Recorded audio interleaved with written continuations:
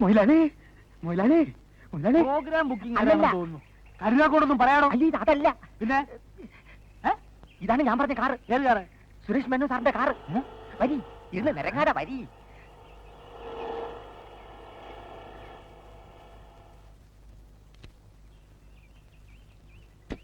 ഇവിടെ ഒരു പെങ്കൊച്ചുണ്ടല്ലോ, ടോങ്ങിനിയാ? ആ കുട്ടിയുടെ കൊടുത്തേക്കൂ. ആ കൊടുത്തേക്കാം. ആ കുട്ടി അതൊക്കെ ഞങ്ങൾക്കറിയാം, നിങ്ങൾ പോയി.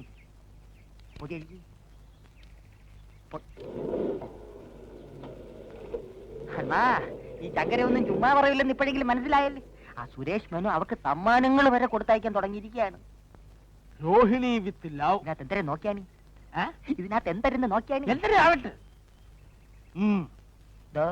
അവളോട് ഓഫീസ് റൂമിലേക്ക് വരാൻ പറയൂ. വരുന്നുണ്ട്.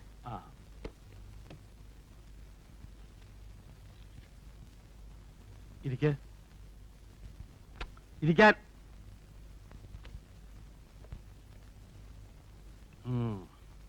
രോഹിണിക്ക് ഒരു സമ്മാനം തരാൻ വേണ്ടിയാണ് ഞാൻ വിളിച്ചത്. എന്തേ? ഇത് തന്നെ. ഇതെങ്ങനെ ഇവിടെ വന്നു? ഓ, അപ്പൊ ഇത് ഞാൻ വാങ്ങിച്ചു തന്നതല്ല എന്ന് കണ്ടപ്പോ തന്നെ മനസ്സിലായില്ലേ? എന്നാൽ എന്റെ വക ഒരു സമ്മാനം കൂടിയുണ്ട്. ഇന്നു മുതൽ രോഹിണിയാണ് എന്റെ ബാലയിലെ നായിക. തന്നെ? എന്താ വിശ്വാസമാകുന്നില്ലേ? ഞാൻ പുതിയ ബാലയെ തുടങ്ങുന്നു. സത്യവാൻ സാവിത്രി. സാവിത്രിയാണ് രോഹിണി. സത്യവാൻ ആരാണെന്ന് പ്രത്യേകിച്ച് പറയേണ്ട കാര്യമില്ലല്ലോ. ഇത് ഒരു ചെറിയ അഡ്വാൻസ് വാങ്ങിച്ചോളൂ. പിന്നെ രോഹിണിക്ക് ഒരുപാട് ബുദ്ധിമുട്ടുകൾ ഉണ്ടെന്നറിയാം. എന്തെങ്കിലും കൂടുതൽ ആവശ്യങ്ങൾ ഉണ്ടെങ്കിൽ പറയാൻ പഠിക്കരുത്. ഇപ്പൊ അങ്ങനെ വലിയ ബുദ്ധിമുട്ടൊന്നുമില്ല. അറിയാം. അഥവാ ഉണ്ടെങ്കിൽ തന്നെ സഹായിക്കാൻ ഒരു വലിയ ശക്തി തന്നെ പുറകിലുണ്ടല്ലോ. എപ്പോഴും പെടപെടാ. കല്യാണം? കല്യാണോ? ഓ തന്നെ. വിവരക്കേട് തന്റെ കൂടപ്പറപ്പ. കല്യാണമൊക്കെ നമ്മളെ അറിയിക്കേണ്ട നടത്തുവോ? അല്ലേ രോഹിണി?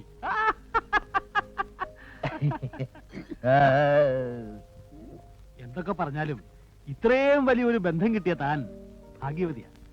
മനസ്സിലായില്ല. എല്ലാം ഞങ്ങൾക്ക് മനസ്സിലായി. എന്റെ വേല ഇറക്കരുത്. സുരേഷ് മേനോൻ സാറ് അപ്പിയെ കെട്ടാൻ പോണ കാര്യം നാട്ടിൽ മുഴുവൻ പാട്ടാണ്. എന്നിട്ട് എന്തൊരു നീ ഒളിച്ചു കളി? നിങ്ങൾ വെറുതെ ഓരോന്ന് പറഞ്ഞുണ്ടാക്കരുത്. ഞാൻ ഉണ്ടല്ലോ. പെൺകുട്ടികളല്ലേ, ഈ പ്രേമം വിവാഹം തുടങ്ങിയ കാര്യങ്ങളൊക്കെ ആദ്യം ഒന്ന് നാണിച്ചും പ്രതിഷേധിച്ചും ഒക്കെയല്ലേ സമ്മതിക്കൂ.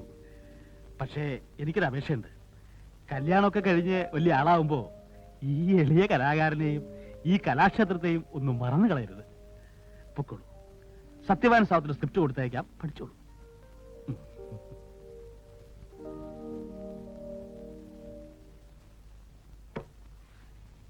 എങ്ങനെയുണ്ട് എന്റെ ട്രീറ്റ്മെന്റ്? അയ്യോ, മൊയിലാളി ആര്? കള്ളനല്ലേ, പെരുങ്കള്ളനല്ലേ. ഇനി ഒരു മയത്തില് ഇവളെ ഞാൻ കയ്യിലെടുക്കും. ഇവള് വഴി സുരേഷ് മേനോനെ ഞാൻ കയ്യിലെടുക്കും. എന്നിട്ട് സുരേഷ് മേനോന്റെ കാശ് കൊണ്ട് ഒരു നല്ല ട്രൂപ്പ് ഒപ്പിച്ച് കയ്യിലെടുക്കും. എന്നിട്ട് ഇവന്മാരെയൊക്കെ ഉണ്ടല്ലോ, ഇവരെയൊക്കെ ഞാൻ ഈ കൈവെള്ളയിലിട്ട് അമ്മാനമാടും.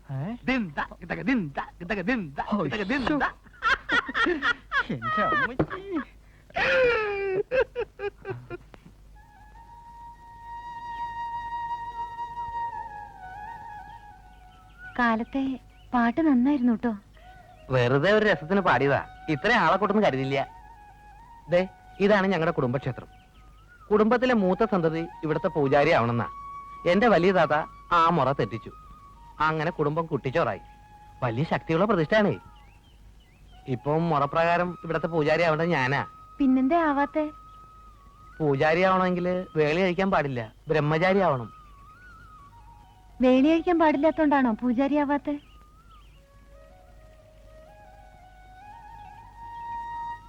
അതെ. സുബ്രഹ്മണ്യം ആരെയാ കല്യാണം കഴിക്കണേ? അത് എനിക്ക് ഒരു പെൺകുട്ടിയെ ഇഷ്ടാണ്. ആര്? ആണുങ്ങൾക്ക് നാണം ഉണ്ടാവാൻ പാടില്ലെന്നാ പറയുന്നത്. പക്ഷെ ഈ കുട്ടിയെ കുറിച്ച് പറയുമ്പോ എനിക്കൊരു അല്പ നാണുണ്ട്. പ്രത്യേകിച്ചും ആ കുട്ടി എന്റെ കൂടെ ഉണ്ടാവുമ്പം ആരായി കുട്ടി? ആരെന്ന് ഞാൻ പറയണില്ല. പക്ഷേ ഇപ്പോ എനിക്കിത്തിരി നാണാവണുണ്ട്.